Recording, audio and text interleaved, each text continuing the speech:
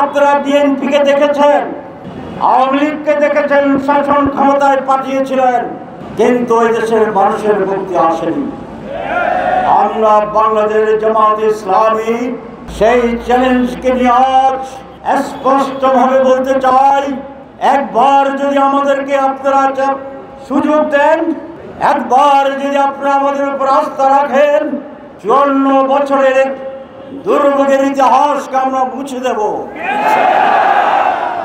কোন দুর্নীতি থাকবে না। সংস্কার তারা মানে না, তারা বলছে যারা ক্ষমতা যাবে তারা গিয়ে করবে। তো তাহলে এই সরকার কি করা হইল না? এরা করা হইল না। মাননীয় প্রধান উপদেষ্টা, আপনাকে আমরা ভালো মানুষ জানি, আমরা বলছি যে আপনি সংস্কার আপনি করবেন বলছেন, সংস্কার ছাড়া কোন নির্বাচন আপনি ঘোষণা করলে জনগণের প্রতি বিশ্বাসঘাতকতা হবে। জনগণ আপনাকে বসিয়েছে, আপনি রাজপথে ছিলেন না। যেদিন স্বৈরাচারের পতন হয় আপনি বিদেশে ছিলেন। আপনার কোন রাস্তায়, আপনার দেহের কোন দাগ এদেশের মানুষ দূরবীন দিয়ে খুঁজে পাবে না। আপনার কোন ভাই বেরাদার সন্তানের রাজপথে জীবন দেয় নাই। আমাদের রক্তের ফিরিতে দাঁড়িয়ে, আমাদের লোকদের লাশের ছিঁড়ে আপনি ক্ষমতার বর্ষণে দিয়েছেন, আমরাই এনেছি, আমরাই আপনাকে ক্ষমতায় বসিয়েছি। আমরা আশা করব আপনার মতো একজন সজ্জন ব্যক্তি জাতির সাথে বেঈমানি বিশ্বাসঘাতকতা করবেন না। আমরা এই কথা বলতে চাই, আমরা কোনো ব্যক্তি নয়, আদর্শের জন্য আপনাকে বসিয়েছিলাম, স্বৈরাচারের বিরুদ্ধে আপনাকে বসিয়েছিলাম।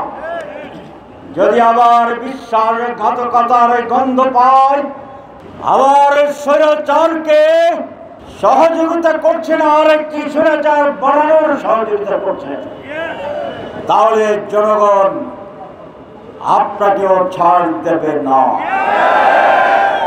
দুর্ভাগ্য বাংলার মানুষের মুক্তির জন্য, সংগ্রামের জন্য বাউন্নে রক্ত দিয়েছিল এদেশের মানুষ, ৬২-তে রক্ত দিয়েছিল এদেশের মানুষ, ৭১-এর যুদ্ধে অংশগ্রহণ করেছিল, আবার বারবার সংগ্রাম করে এদেশের মানুষ সত্যকে প্রতিষ্ঠা করার চেষ্টা করেছে। কিন্তু দুর্ভাগ্য হচ্ছে যে ঢাল ধরে সে ঢালে ভেঙে পড়ে, এরকম বাংলার যে কথা আছে। সেই জন্য আমাদের জনগণের কাছে অনুরোধ, আপনারা বিএনপিকে দেখেছেন, আওয়ামী লীগকে দেখেছেন, শাসন ক্ষমতায় পাঠিয়েছিলেন, কিন্তু এই দেশের মানুষের মুক্তি আসেনি। আমরা বাংলাদেশ জামাত ইসলামী সেই চ্যালেঞ্জকে নিয়ে আজ স্পষ্টভাবে বলতে চাই, একবার যদি আমাদেরকে আপনারা সুযোগ দেন, একবার যদি আপনারা আমাদের উপর আস্থা রাখেন, 54 বছরের দুর্ভোগের ইতিহাসকে আমরা মুছে দেব। কোন দুর্নীতি থাকবে না।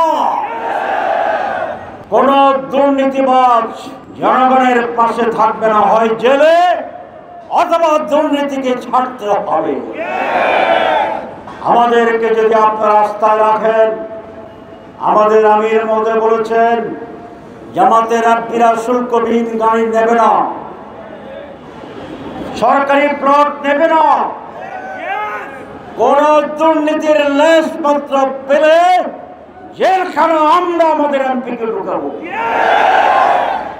সুতরাং একটি দুর্নীতিমুক্ত, সকল মানুষের অধিকার সম্পন্ন উন্নত বাংলাদেশ গড়ার অঙ্গীকার করছি আজ আপনাদের সামনে।